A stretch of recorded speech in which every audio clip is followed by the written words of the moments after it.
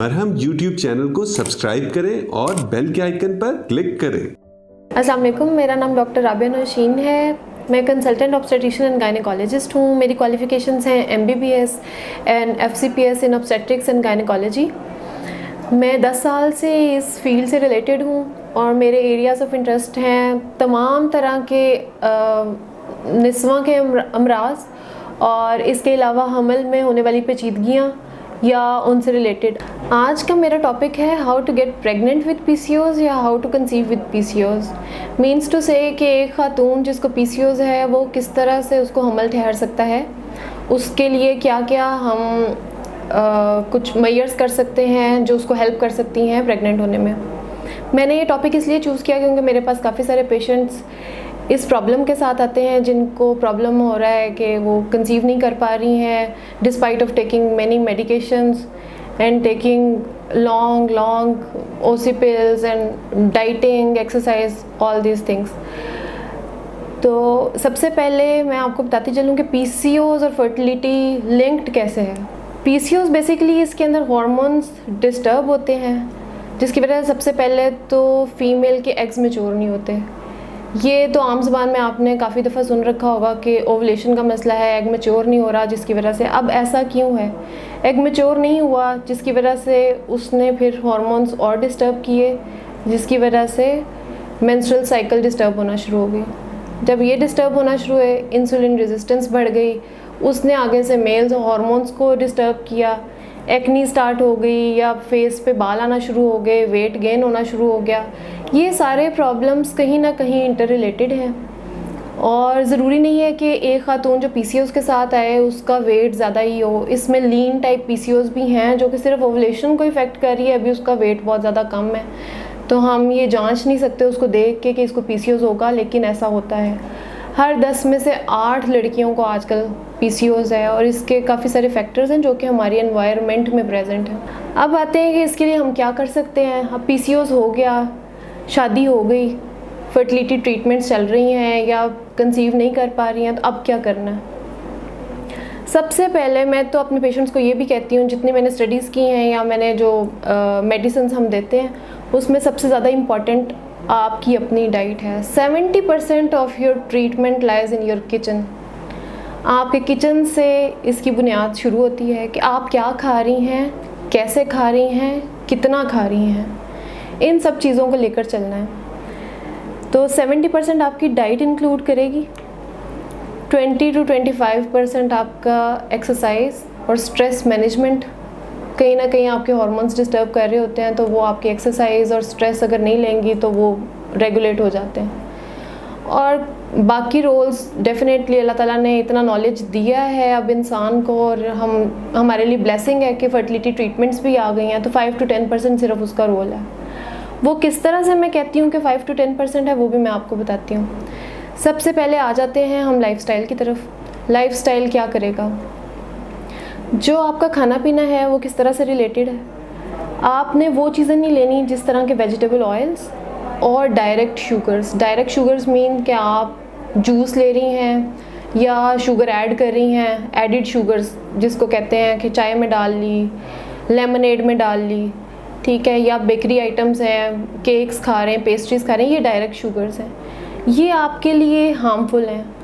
कुछ कार्बोहाइड्रेट्स हैं जो कि आपको हेल्प आउट करते हैं। कार्बोहाइड्रेट्स तो ये भी हैं, शुगर्स भी, लेकिन वो कार्बोहाइड्रेट्स हमें लेने हैं जो आपको सस्टेन एनर्जी देंगे, ठीक है। जैसे कि आपका ब्राउन राइस है, आपकी ब्राउन ब्रेड है, ठीक, इस तरह की चीज़ें।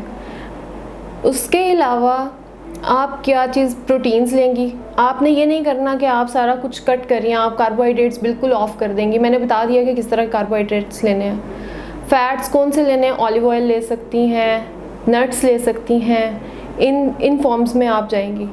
बाकी रहेगी प्रोटीन्स तो एसेंशियल पार्ट है आपकी डाइट का। तो we have to take a balanced diet, not only cutting the carbohydrates and cutting fats, and you will feel weakness after that, so you have to balance the things। पहला तो ये हो गया। इससे क्या होगा, जो मैं आपको डाइट बता रही हूँ या डाइट प्लान बता रही हूँ, डाइटरी मॉडिफिकेशंस आप करेंगी उसके साथ आप नेचुरली आपकी साइकिल रेगुलेट होना शुरू हो जाएगी, हार्मोन्स बैलेंस होना शुरू हो जाएंगे, so you can have a happy healthy and natural pregnancy only with the help of these dietary modifications. After that I come to the point कि कहाँ पे आपको फर्टिलिटी ट्रीटमेंट की ज़रूरत है। इसके अंदर फर्टिलिटी ट्रीटमेंट की वहाँ ज़रूरत है जहाँ बहुत साल शादी को हो गए, सब कुछ आपने यूज़ कर लिया, वहाँ पे नो डाउट आपका स्ट्रेस लेवल भी बहुत ज़्यादा है, you are approaching your 40 years of age के 40 के करीब पहुँच रहे हैं। डेफिनेटली आपकी क्वालिटी ऑफ एग जो है वो वक्त के साथ साथ डिक्रीज़ कर रही है। 20s लेट 20s में पीक होती है आपकी एग क्वालिटी वेरी गुड, ठीक है, उसके बाद वो डिक्रीज़ करना शुरू हो जाती है। तो अगर आप 40s में पहुंच रहे हैं या मेल फैक्टर है आपके साथ, तो फिर तो definitely you will go for the fertility treatments and advance techniques, जैसे IUI है, IVF है, उसके लिए जाएंगे। लेकिन if you are in your early 20s early 30s, ठीक है, तो उसके अंदर आप फिर सबसे पहले ये करें ताकि आपकी ये आपको प्रोलॉन्ग्ड इफेक्ट देंगी। जो चीज़ें मैंने आपको बताई हैं वो आपको ना कि प्रेगनेंसी करने में हेल्प करेंगी बल्कि जब प्रेगनेंसी हो जाएगी तो उसके बाद आपको प्रेगनेंसी में होने वाली कॉम्प्लिकेशन से रोकेंगी ये चीज़ें, जैसे कि प्री एक्लैम्पशिया है, गेस्टेशनल डायबिटीज़ है, या उसके बाद होने वाले इफ़ेक्ट हैं। क्योंकि प्रेगनेंसी के बाद भी आपके ये जो PCOS के सिम्टम्स साइंस जो सबसे पहले मैंने शुरू में बताए थे वो वर्स हो सकते हैं। तो you will be taking care of your self throughout your this period and after your first, second and third baby. Thirdly comes the point कि कहाँ पे fertility treatment आपको help नहीं करती। fertility treatments जो हम दे रहे होते हैं ज़्यादा उसमें ovulation inductions हैं, क्लोमिफिन सिट्रेट आपने दे दी या मेटफॉर्मिन, वो फर्स्ट लाइन जो एक कॉम्बो दिया जा रहा है वो ये है। अब आपको ये किस तरह से हेल्प करती है? They will help you get pregnant, they will help you get ovulate, but they will not improve the quality of the eggs. ये आपकी एग क्वालिटी इम्प्रूव नहीं करेंगे। इसकी वजह से क्या होगा? क्रोमोसोमल नंबर डिस्टर्ब होगा और मिसकैरेजेस का रेट बढ़ जाता है। अब पेशेंट्स को ये नहीं पता चल रहा होता कि हम प्रेग्नेंट तो हो गए, दवाई भी ली, मिसकैरेज हो गया, क्या वजह हुई? It was your egg quality, ठीक। इसके बाद आपने इसके ऊपर हेल्प आउट करना है। मेटफॉर्मिन है, मेटफॉर्मिन भी आपकी क्या इंसुलिन रेजिस्टेंस को कम कर देती है, सेंसिटिविटी को ज़्यादा कर देगी। वो आपकी मेंस्ट्रुअल साइकिल को ज़रूर रेगुलेट करेगी, लेकिन ऐसी कोई स्टडीज़ नहीं है जो ये बताएं कि बर्थ रेट मेटफॉर्मिन से ज़्यादा बढ़ गया है या ओवुलेशन रेट उसकी वजह से ज़्यादा हो गया। तो इसलिए ये चीज़ें आपको हेल्प आउट करेंगी सिर्फ रेगुलेट करने मेंस्ट्रुअल साइकिल, लेकिन it will not effect your pregnancy course and beyond that. फिर आगे कुछ लोग हैं जो OCPs या जो साइकिल वाली पिल्स दे रहे होते हैं 28 दिन के लिए या 3 महीने का कोर्स करा दिया उससे पहले। उसके अंदर भी वो ये भी स्टडीज़ कहती हैं कि आपका जो OCPs का कोर्स 3-4 महीने का कराया कि उसके बाद हम ओवुलेशन इंडक्शन पे डालेंगे, उनका भी ओवुलेशन वो आपकी रेगुलेट नहीं करती, बल्कि वो आपकी मेटाबॉलिक हेल्थ को और ज़्यादा इफ़ेक्ट कर सकती हैं, ठीक। थर्ड नंबर पे आ जाता है कि मायो आइनोसिटोल आजकल बड़ा इन है, आइनोसिटोल देना इसके अंदर। तो जो स्टडीज़ के accordingly inositol is the one drug which can help the quality of the egg, जो कि इम्प्रूव कर सकता है क्वालिटी ऑफ एग को और ये हेल्प आउट कर सकता है। तो you can take 4000 milligram of myo inositol. वो किसी भी फॉर्म में, मैं किसी कंपनी का नाम इस टाइम नहीं ले रही हूँ, लेकिन मैं आपको एक जनरल वो बता रही हूँ कि it can help the and improve the quality of egg. फिर second comes after the treatments we will discuss about the exercise. Exercise can definitely help you balancing out your hormones, ठीक है। ये exercise क्या है? एक तो directly effect करेगी, आपका फैट यूटिलाइज कराएगी, आपकी एनर्जी बहाल करेगी, आपका स्ट्रेस मैनेजमेंट करेगी। तो ऑटोमेटिकली जब आप एक्सरसाइज करेंगे, आप अपनी बॉडी को रेजिस्टेंस दे रहे हैं, पुश दे रहे हैं, तो वो हार्मोन्स बैलेंस होना शुरू हो जाएंगे। नेचुरली आपकी टेंडेंसी बढ़ जाएगी प्रेग्नेंट होने की, ठीक है। और लास्ट में आता है हमारे पास स्ट्रेस मैनेजमेंट। तो मैं एक वर्ड कहती हूँ इसके लिए, स्ट्रेस मैनेजमेंट के लिए, कि just relax. Just relax means कि अगर आप इससे और ज़्यादा स्ट्रेस लेंगे तो स्ट्रेस में तो ये जो हार्मोन्स आपका काम ख़राब कर रहे हैं पहले ही इतने ज़्यादा हैं आपकी बॉडी में, तो ये और ज़्यादा हो जाएंगे। जब और ज़्यादा होंगे तो आपको फिर बिल्कुल, आप प्रेगनेंसी पहले लेना चाह रही हैं तो वो फिर बिल्कुल नहीं होगी। तो just relax, psychological therapy very necessary.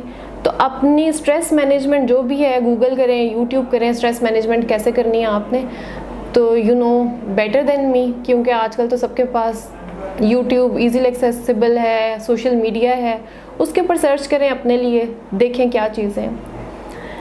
तो ये सब चीज़ें थी जिनको वन बाय वन मैंने डिस्कस किया कि हम नेचुरली किस तरह से बढ़ा सकते हैं चांस पीसीओएस के साथ प्रेग्नेंट होने का। इसके अलावा जो रोल है मेडिकेशंस का और जो डाइटरी रोल है, दो चीज़ों के लिए हमारे पास पेशेंट्स आते हैं। स्ट्रेस मैनेजमेंट एक्सरसाइज तो खुद कर रहे होते हैं, आते हैं डाइटरी मैनेजमेंट के लिए। तो उसके अंदर पीसीओएस फ्रेंडली डाइट वो क्या है, पीसीओएस एनीमी डाइट वो क्या है, इन दोनों चीज़ों की लंबी लिस्ट है। आप स्ट्रगल कर रहे हैं फर्टिलिटी के साथ, या आपको पीसीओएस है, मिसकैरेजेस का प्रॉब्लम है, या प्रेगनेंसी में कोई इश्यूज हैं जैसे डायबिटीज़ का हो जाना, या ब्लड प्रेशर का ज़्यादा हो जाना, या बच्चे की ग्रोथ का कम होना, तो you can take my appointment through marham.pk। Thank you so much. Marham YouTube channel को सब्सक्राइब करें और बेल के आइकन पर क्लिक करें। अभी मरहम ऐप डाउनलोड करें और किसी भी मसले के लिए 2000 से ज्यादा स्पेशलिस्ट डॉक्टर से ऑनलाइन ऑडियो या वीडियो कॉल के जरिए बात करें।